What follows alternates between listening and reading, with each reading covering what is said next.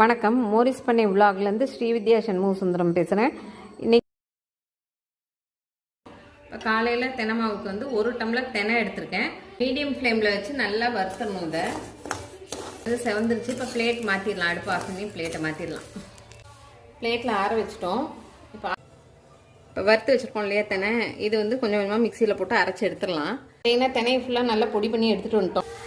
ஒரு 2 ஸ்பூன் நாட்டு சக்கரை போட்டுக்கலாம். தேன்,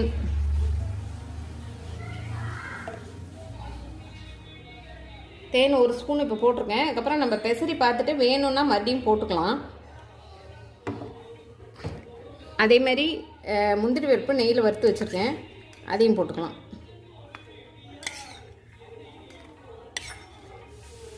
கொஞ்சமாக அந்த நெய்யும் தேனும் இன்னும் கொஞ்சம் கலந்துட்டோம்னா அதுலேயே ஒரு 2 லட்டு மாதிரி செஞ்சிடணும்.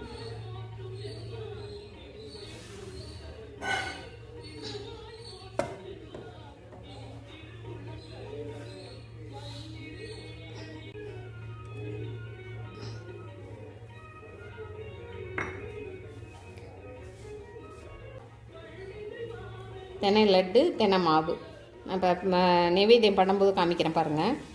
பார்த்தீங்கன்னா அதில் 3 லட்டு பிடிச்சி வச்சுருக்கேன்.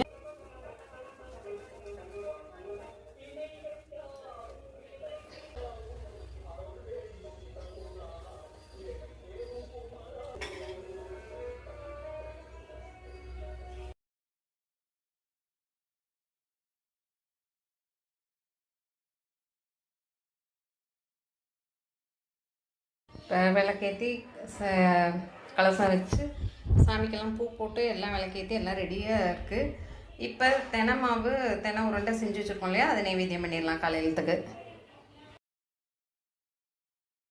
இப்போ நைவேத்தியம் பண்ணிட்டேன் சாமிக்கு.